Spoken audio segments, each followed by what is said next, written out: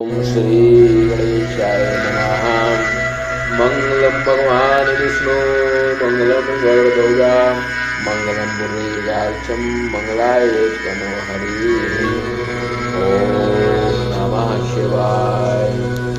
सप्तमो अध्याय शिव पुराण श्रवण की विधि एवं निषेध तथा शिव पुराण के वक्ता एवं पुस्तक पूजन विधान।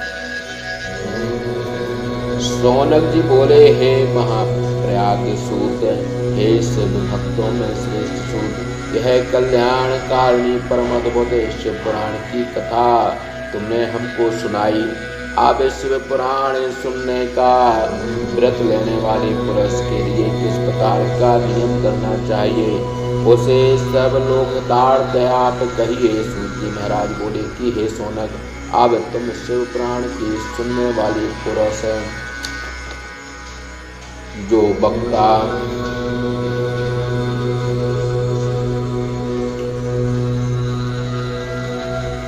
शिव पुराण सुनने वाले जो पुरुष के नियमों को भक्ति पूर्वक सुनो।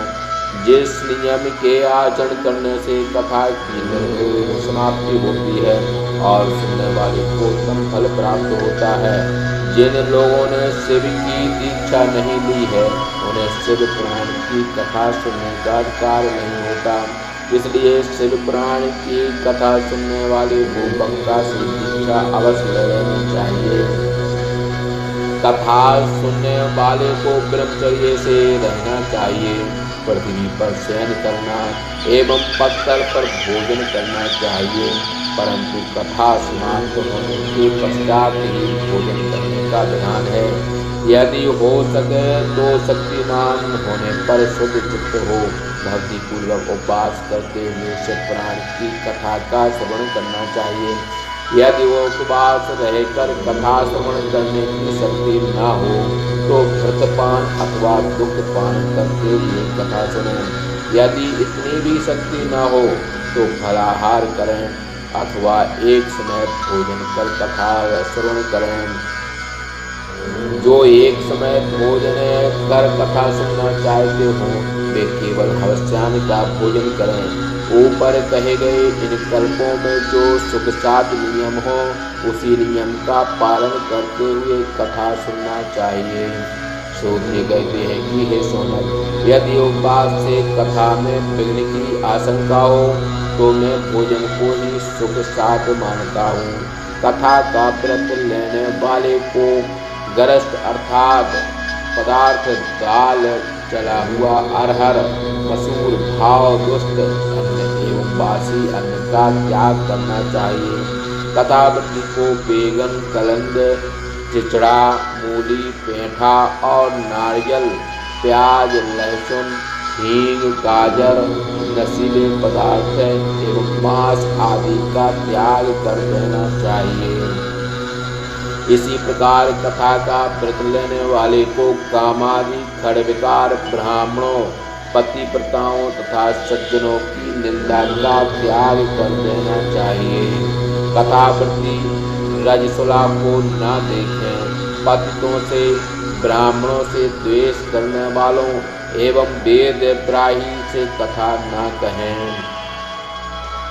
उसे सत्य बोलना चाहिए, पवित्र रहना चाहिए, दया, मौन, आर्जव, विनय तथा मन में उदारता रखनी चाहिए। यह कथा निष्काम होकर तथा सकाम होकर दोनों प्रकार से सुनी जा सकती है। कामना से सुनने वाला पुरुष अपना मनोरथ प्राप्त करता है तथा निष्काम भक्त मोक्ष प्राप्त करता है। दरिद्री, क्षय रोगी, पापी, अभागा और पुत्रहीन पुरुष भी इस कथा का श्रवण कर सकता है।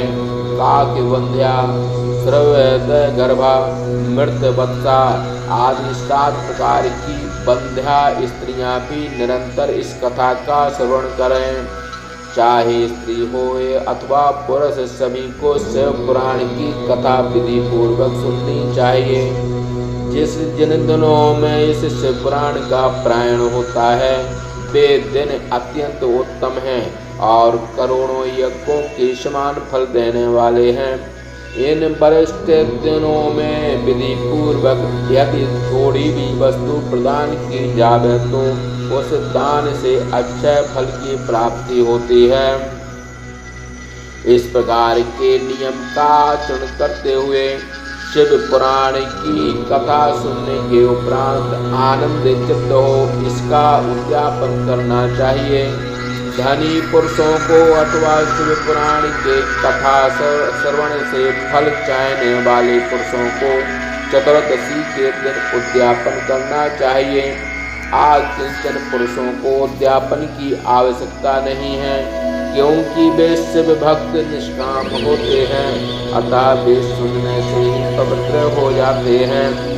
इस प्रकार शिव पुराण के पारायण रूप महायज्ञ के समाप्त हो जाने पर सुनने वाले श्रोता भक्ति पूर्वक प्रयत्न से वक्ता तथा पुस्तक की पूजा करनी चाहिए।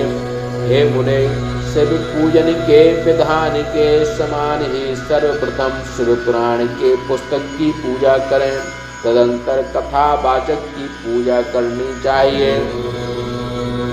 पुस्तक को वस्त्र से ढकने के लिए उत्तम आसन देवें, जिसमें बांधने के लिए नवीन रेशमी धागा लगा रहे।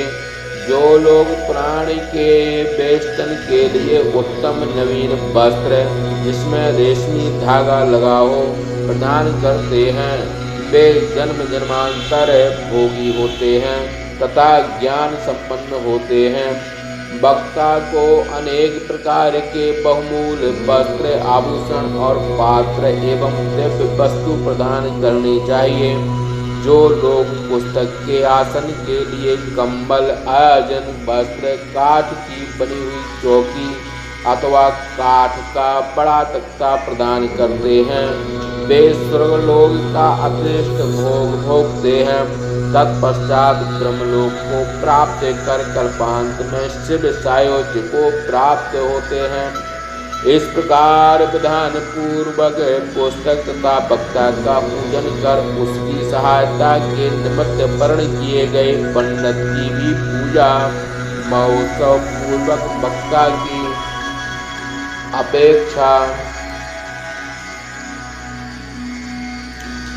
अपेक्षा कुछ भी कम धन देकर करें। आए हुए ब्राह्मणों को भी अन्न एवं धन देकर सत्कार करें। उस दिन गाने बजाने तथा नाचने आदि क्रियाओं के द्वारा महोत्सव करना चाहिए।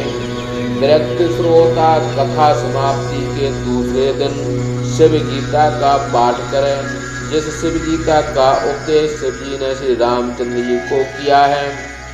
किंतु यदि श्रोता ग्रस्त हो तो उसे कर्म की शांति के लिए रुद्र संहिता के प्रत्येक श्लोक से अवश्य द्रव्यों द्वारा हवन करना चाहिए, अथवा गायत्री को शिव पुराण का स्वरूप होने के कारण केवल गायत्री मंत्र से हवन करना चाहिए। अतः ओम नमः शिवाय इस पंचाक्षर मूल मंत्र से ही हवन करें।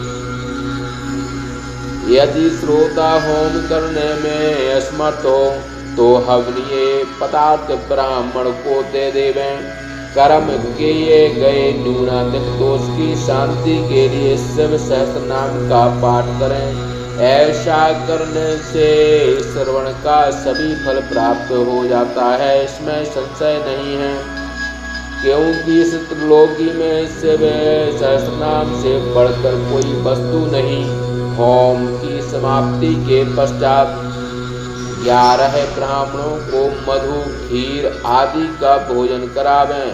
पुनः व्रत की पूर्णता के लिए उन्हें दक्षिणा भी देवें। हे मुने, यदि शक्ति हो तो 3 पल सोने का सुंदर सिंहासन बनाकर उस पर सुंदर अक्षरों से लिखे हुए अथवा लिखवाए हुए शिव पुराण को विधि पूर्वक स्थापित कर आवाहन आदि उपचारों से पूजन कर उस पर दक्षिणा देवें।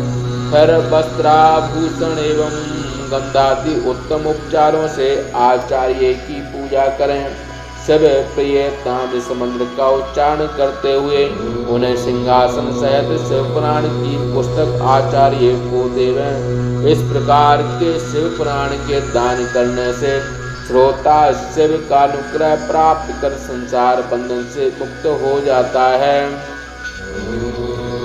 इस विधान से सुनने पर यह शिव पुराण संपूर्ण फलों को एवं भोग तथा मुक्ति को प्रदान करता है। सूत जी ने शौनक से कहा, हे शौनक जी, हमने शिव पुराण के संपूर्ण कामनाओं को प्राप्त करने वाला महात्म आपसे वर्ण किया। अब आप क्या सुनना चाहते हैं? यह शिव पुराण सभी पुराणों में श्रेष्ठ है। यह शिव का अत्यंत प्रिय तथा संसार रूपी रोग को दूर करने वाला है। जो लोग इस जीवलोक में जन्म लेकर श्री विश्वनाथ का ध्यान करते हैं अथवा जिनकी वाणी विश्वनाथ के गुणों की स्तुति करती है एवं जिनके दोनों कान विश्वनाथ की कथा का श्रवण करते हैं, वे संसार सागर से पार हो जाते हैं।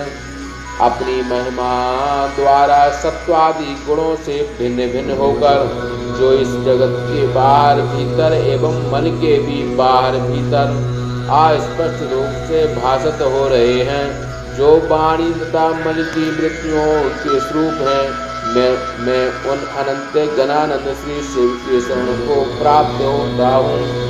इस प्रकार आचार्य पंडित सदत्त मिश्र शास्त्री जनसदंती भाषा विवाम सहता स्कंद पुराणांतर्गत सनत कुमार संहिता में शिव पुराण के शरण की इस व्रत धारण कर सुनने वाले के लिए कहे गए नियम एवं निषेध कथन पूर्वक पुस्तक तथा वक्ता के पूजन विधान नामक 7वां अध्याय समाप्त। बोलिए श्री शंकर भगवान की जय।